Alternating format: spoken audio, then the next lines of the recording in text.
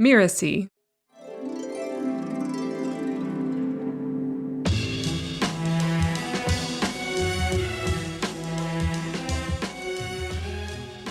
And like most Americans, my perception of Islam was not favorable. And I'm reading the Quran now in Arabic, and I'm like, okay, where's the part where it says all these horrible things I heard on the news? And it's like, well, it's not on this page. It's not on that page. And eventually I was like, it's not on any of the pages. Hello, I'm Katy Valentine, and you're listening to Soul Savvy Business. I am a soul-minded spiritual entrepreneur, a Christian minister, and a New Testament scholar, but don't let that scare you. I support all paths to the divine and use such tools as chakras, dreams, and intuition to get there. On this podcast, we explore the intersection of business and spirituality. We often separate our spiritual selves from our business selves, not fully leveraging the potential of either one. Is it even possible to integrate them if you aren't in a spiritually based business?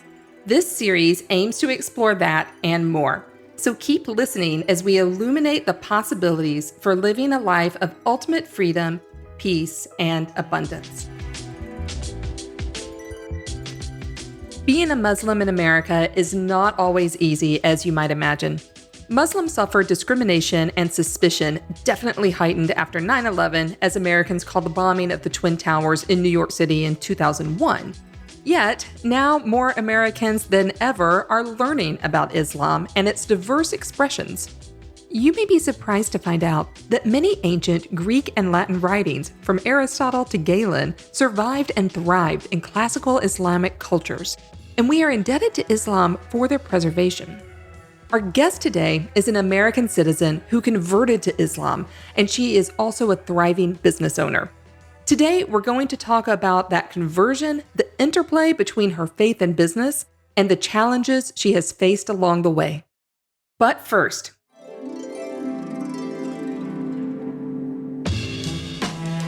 in every episode, I offer a tip around abundance in your spiritual journey. As an entrepreneur, I know you work really hard. There are endless tasks, budgets, lists, emails, and of course, your actual work that impacts others. Abundance is attracted to your hard work and your ethical service, but abundance is also attracted to play. If you think about abundance as a friend, then of course it admires your hard work and dedication. But would you want to spend time with someone who never got away from work? Of course not. Playtime is a way we create space for fun, and this is something that abundance loves. I'm not talking here about hobbies that actually masquerade as more work for you. I'm talking about genuine play, whatever that means to you. For me, it means board games, especially when I win, but even when I lose. Playful threats with a water hose on a hot day. If I'm really lucky, it can mean a roller coaster or a luxurious ice cream cone while walking down the street. Science has shown how important play is for people of all ages, but really, it's just fun, and that's why we do it. Lots of us use play as a reward for hard work. There's nothing wrong with this, but play can also be its own reward, and it actually helps us get into the zone to attract abundance into our lives. So if you're ready for it, I'll challenge you to a game of whatever it is that you love to play the most. Ready, set, go.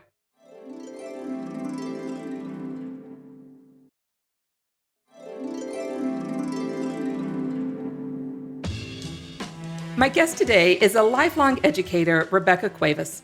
She has a BA in English from Harvard University, and she holds 2 master's degrees in education. She brings a creative, multicultural perspective to her work and has designed award-winning education programs.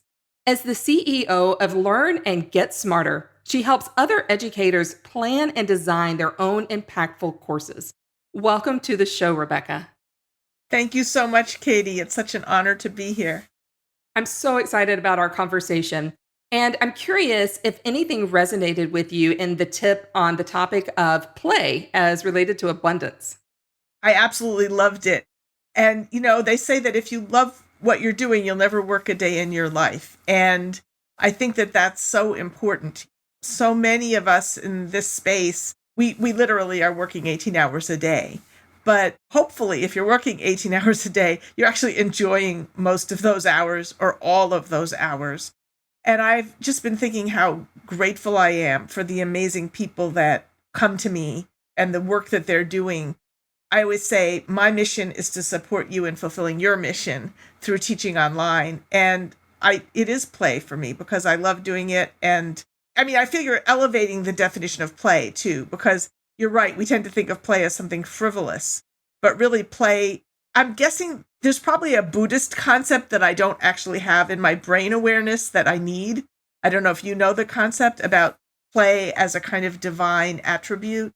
I don't, but we should explore this immediately. Yes, I love that. To. Awesome. Well, one of the things that we like to ask every guest is what word or words you use right now when referring to what you consider the divine. So I use God. I use Allah, which just means God in Arabic.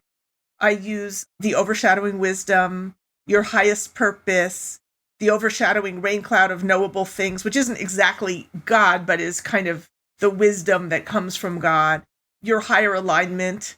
You know, I use terms ranging from the Judeo-Christian Western tradition, the Islamic tradition, and of course, in Islam, there are 99 names for God. Right. So that's an interesting point. And then also things from the, as you alluded to, the kind of, I don't know what the right word would be, metaphysical or just spiritual tradition, that the wisdom tradition would be the best way to put it, that applies within any religion or even outside of religion, but, you know, has to do with sort of understanding our higher selves as an energy system. That's so fantastic. And when we're using some of those words, it's, to me, we're always trying to put something that's not nameable into human words that we can use. And that's really hard and really beautiful. I love some of the poetic ones that you had. What was the one, the cloud? The rain cloud of knowable things. I believe that please forgive me if I misspeak, and maybe one of our listeners knows and can correct me later, but I learned that in a meditation course that I took called The Nature of the Soul, where we were learning how to teach from a spiritual alignment. And my teacher used that to refer to the wisdom that overshadows. I took that class before the evolution of the cloud in a computer sense, but I feel the computer cloud is kind of almost like a manifestation of that. Like every 2-year-old now understands there's a cloud, you can talk to it and it will tell you stuff. You know, there's wisdom that's just available, overshadowing us. That's gorgeous. And I live currently in Western Ireland, where there's a lot of clouds, a lot of rain clouds coming through all the time. So this is going to be my new favorite thing to think about whenever those rain clouds are passing by, which is, you know, daily. Rebecca, tell us just a little bit about your spirituality and your background up until now. Well, I'm really fortunate. I was raised in many different aspects of the, let's call it the Western spiritual tradition. I'm an American who was born overseas. My father was a foreign service officer. So I was actually born in Germany and spent the first 5 years of my life in Europe, you know, going into cathedrals and, you know, things like that. I was also raised by many different people. So I've been exposed to a lot of traditions. And then I grew up most of my life in New York from the age of 5 on. So I was exposed also to many different cultures and traditions, from the Presbyterian, Jewish, churches, you know, the African-American churches. What I probably was lacking was the Eastern traditions, which I gained somewhat as an adult when I took that meditation course that I was telling you about. My teacher for that course said she could have taught the course from a Buddhist perspective, but most of us wouldn't have any framework for that. So she taught it from a Christian perspective. So basically, I had a lot of exposure to what I would call esoteric Christianity, which is a very interesting approach. And really, it's the wisdom teachings, you know, which are applicable throughout all different spiritual traditions. So I was lacking in my understanding of Islam, and that's something that I gained later in life. And that's, you know, kind of a big part of our story, so I can tell you about it later. But I had a really solid grounding in Christianity and Judaism, and also in kind of the wisdom teachings.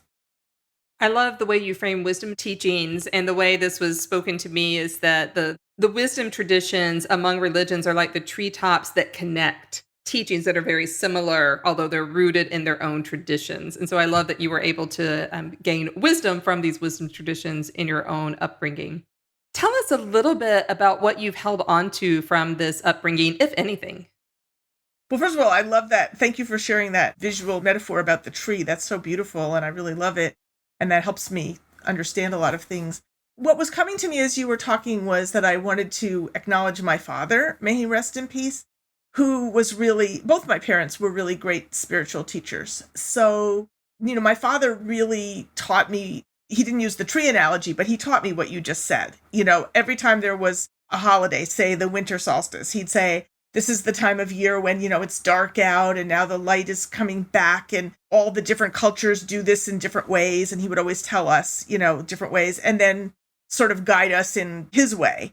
So what I learned from that is that all the traditions have value, but it's also very good to value whatever your own tradition is. I also have a really great story about my mother.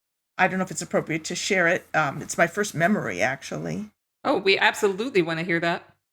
So this is my first memory, and I want to mention that I have a master's degree in child development, so I can tell you that there is absolutely no way that a 1.5-year-old child can have this memory.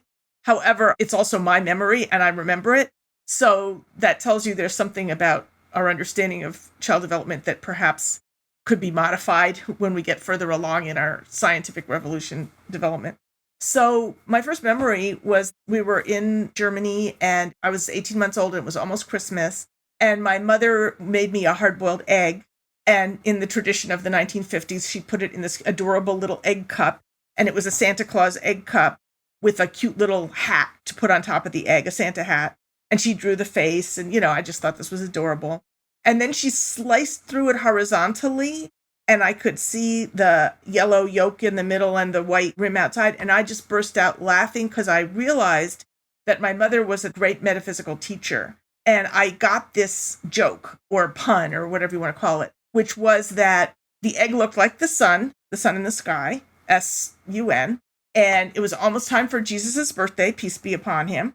And in the Christian tradition, not in the Islamic tradition, but in the Christian tradition, Jesus, of course, is understood as the Son of God. So I got the pun. I was 1.5. I couldn't read or write in any language yet.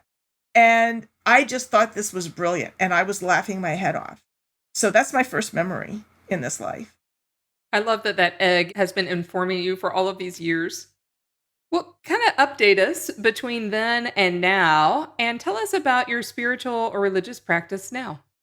So, in 2011, I became a Muslim. And I think you could have probably voted me the least likely person to ever become Muslim. I mean, I grew up in New York and of course there is a vibrant Islamic community in New York, but I had no connection with it. I didn't know any Muslims, but I was always intrigued by stories. For example, I have a copy of the Arabian Nights that was given to my grandmother, my mother's mother, when she was 9 years old, which was in 1911. So it was given to her by her great-grandfather. So we do have that tradition of reading the Arabian Nights. And I also, when I was 16, had the opportunity to visit the Alhambra Palace in Spain, which is basically a meditation in the form of architecture. And so I was always very impressed by Islamic civilization. My father's college roommate was a professor of Arabic, and so I actually got to hear the Arabic language. And that was really what led me to Islam, was Arabic, because I love languages and I really wanted to learn Arabic, and it was so hard. It took me many, many years to be able to learn it because it just wasn't taught in ways that were accessible to me. So in 2007, I started studying Arabic at Cal State San Bernardino in the summer language program they had, which was a new program at the time. And in 2009, I had the chance to go overseas to Jordan on a federal scholarship. And in 2011, I got a 1-year-long fellowship.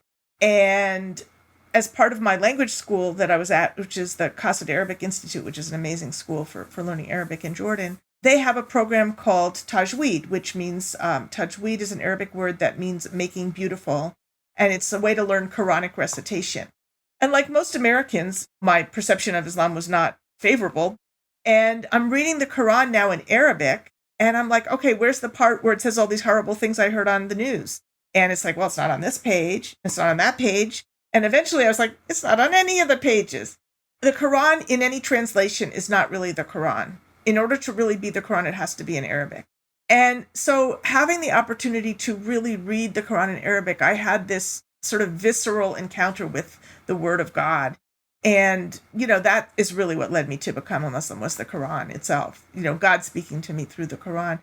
I went and I sat and talked to one of the administrators at my school, and I said, I'm thinking that someday I might like to become a Muslim. Could you tell me what is involved?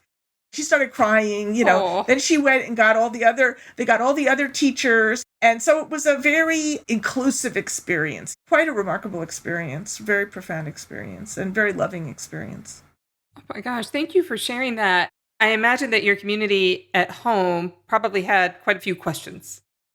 Yeah, it was hard for people. First of all, just when you look different than you're used to looking, people have to get used to that.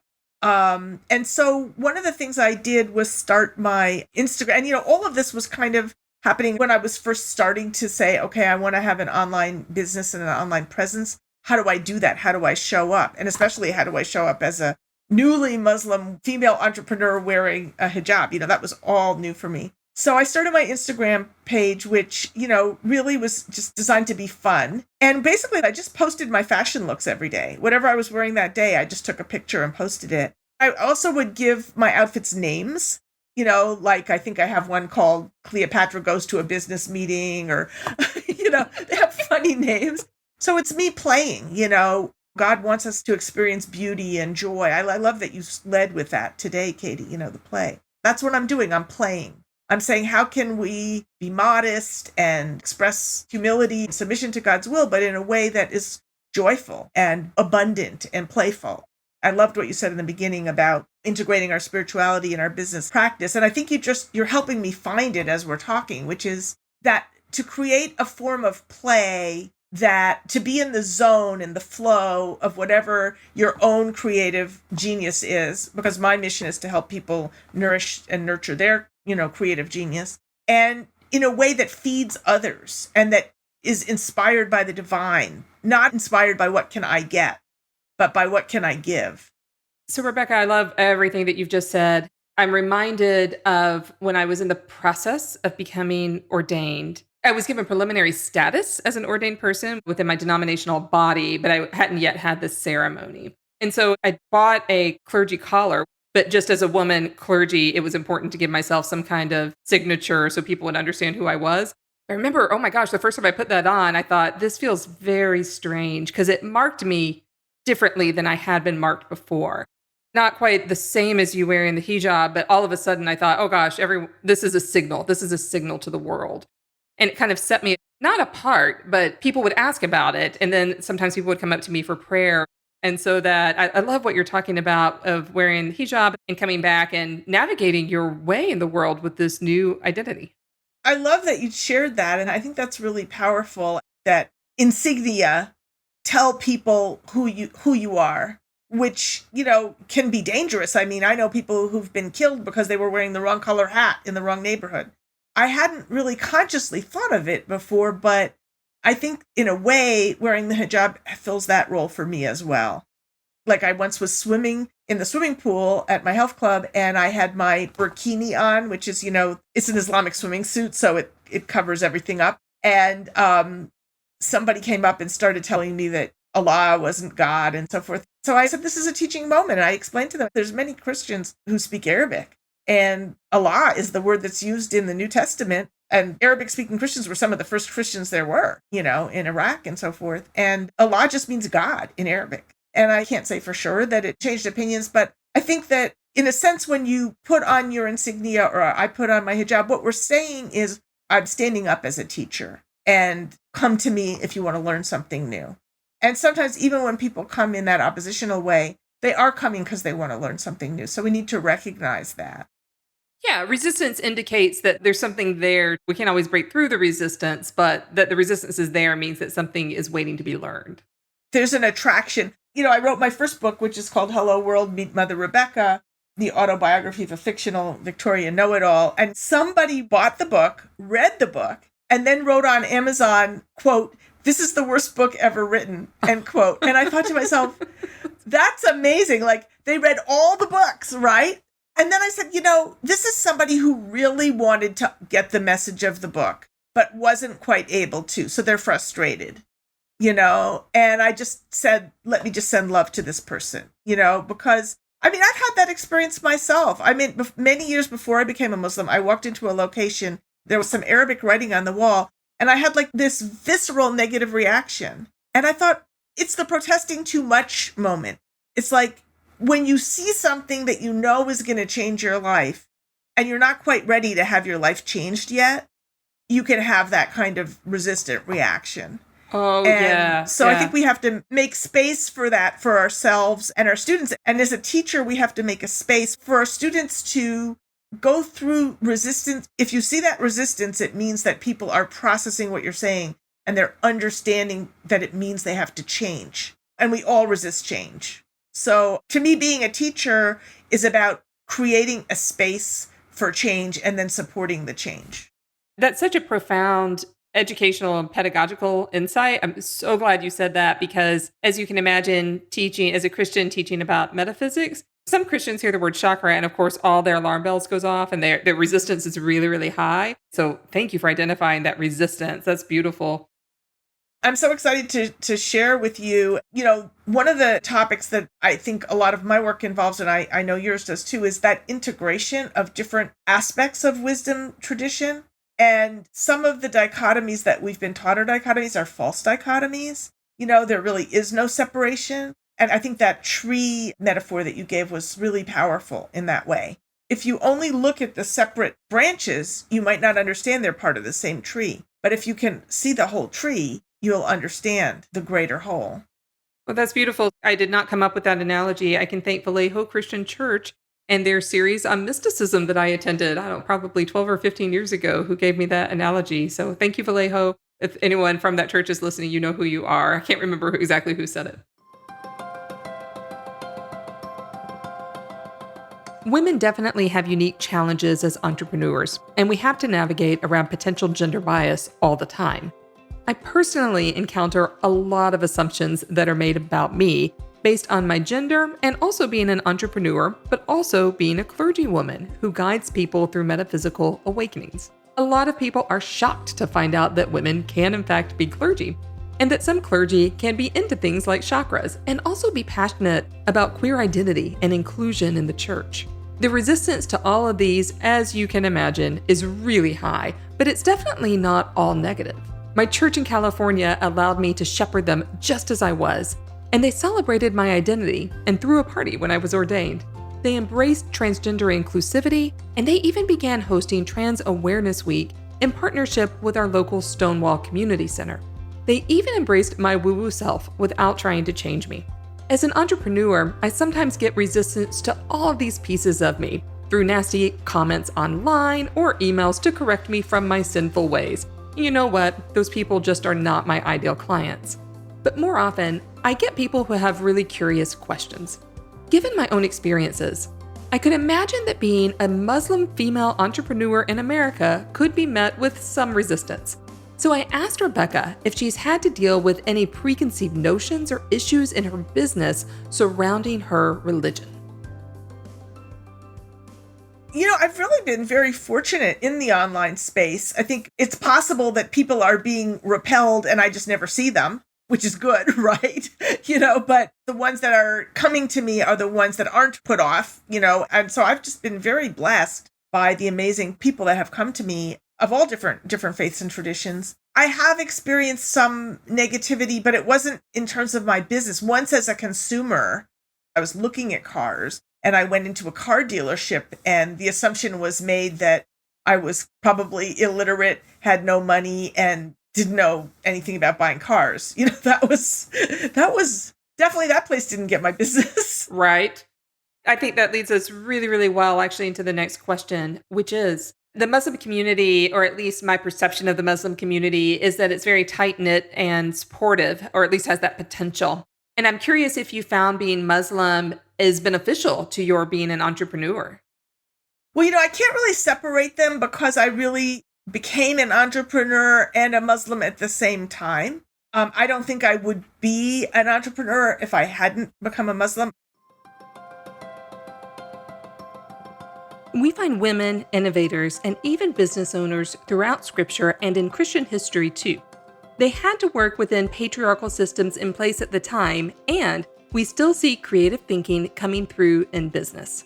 One example from the Hebrew Scriptures is Rahab or Rahav. We have a dual tradition of her being a prostitute, but also an innkeeper. No matter what she was, it took business skills.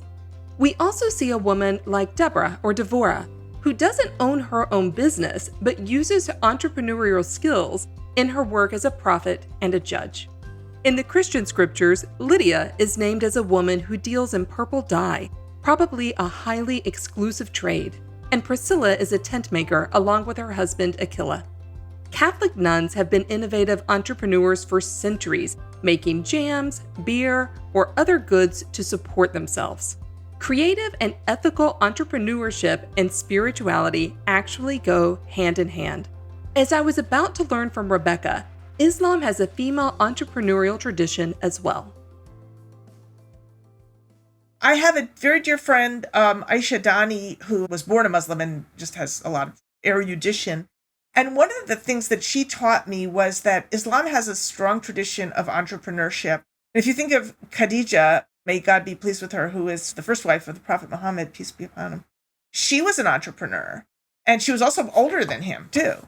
And she was like a successful camel trader. So basically, entrepreneurship, is a value in Islam. And the idea that you should have, the freedom to obviously prioritize your worship, and that when you've earned enough for the day, you don't need to keep earning more. It's not about money. It's about having a balanced life, and also the value of giving to charity and, feeding the poor and the hungry. And so those are high values in Islam, as they also are, for example, in Judaism, Christianity, I'm sure every religion. But the idea of entrepreneurship being valued from a spiritual perspective was really a radical idea to me, and it's something I just learned fairly recently. So I'm still very much learning.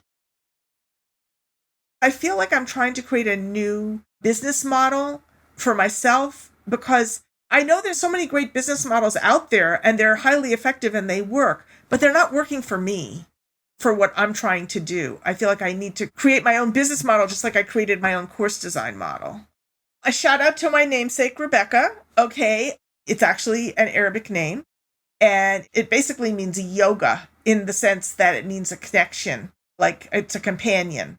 So that to me, it's the companionship and the traveling togetherness of the soul and the body, the integration, the ability of, to nourish ourselves with life-giving water from that higher source and to share it with others. I guess that's the business model that I want. I'm actually making myself cry. And that's thanks to you, Katy, for providing this opportunity to reflect, which I was struggling with. And, Jesus, peace be upon him, said whenever, and you'll have to correct me if I get the number wrong. Did he say whenever 2 or more of you or 3 or more of you are gathered 2 or more. in my name? Yeah. 2 or more. So, we need other people. I like to say just add people and stir, we need other people in order to think together so that we can bring through some of these ideas that help us all grow. We need community. Rebecca's entire career and her current business are all about learning, teaching, and valuing education. That got me to thinking about the value of education in Islam. As a Christian scholar, I'm grateful to Islamic scribes. As I alluded to in the introduction, Islamic scribes were reading and commenting on many documents and manuscripts, especially from ancient Greece and Rome in the heyday of classical Islam. Though European Christians had access to many of these manuscripts, they weren't reading them because they didn't have anything to do with Jesus or the church. As Islam spread, conquerors became acquainted with these other ancient texts. Scholars copied them and translated them into Arabic. This came back to Christian Europe in the Renaissance, due in part to the amazing work of these Islamic scribes. Because of the values of Islamic traditions and education, Westerners today are indebted to Islamic culture for keeping the discussion alive around ancient Greece and ancient Rome. Islamic scholars were reading, commenting, and building on ideas from these ancient two cultures. We even have a few texts that only survived in the Islamic world. Thinking about all of this made me wonder if the traditional values of Islam and the area of education were part of the appeal for Rebecca, or if that history of scholarship in Islam has informed or inspired her business, maybe even her conversion.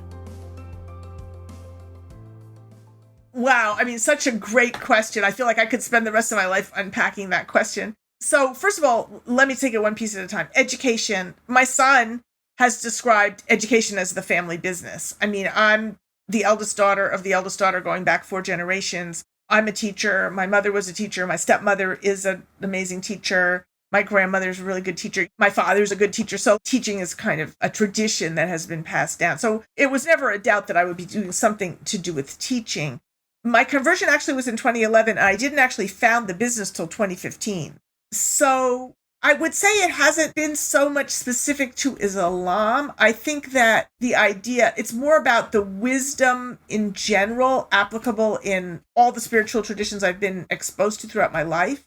And if you think of like, how did I become a Muslim? It was from reading the words of the Quran and experiencing the sacred meaning, which I also experience in the texts, holy texts of other faiths. So I feel like as teachers, we are entrusted to teach the word, whether it's the word about science, the word about, history, whatever our words are, we're using words in a way that helps bring more light into people's lives. And this is something that's very much endangered right now by the whole type of energy that was burning books and so forth. That group has been around for a long time in every spiritual tradition. And it's interesting you mentioned fun at the beginning, because I heard a quote, and I can't remember where it's from, that a Puritan has been described as someone who suspects that somewhere someone is having fun, and then it has to be stopped. I just love coming back to the idea of play, of like, if you look at some of these beautiful architectural buildings, like the great mosques with beautiful, tile roofs and stuff like that, there's a quality of play in that art and in that design. And what I always say is when you get your course designed right, it's going to have the feeling of like a knife through butter. There's going to be that flow, that smoothness. If it's not designed right, there's going to be like screechy, resistant.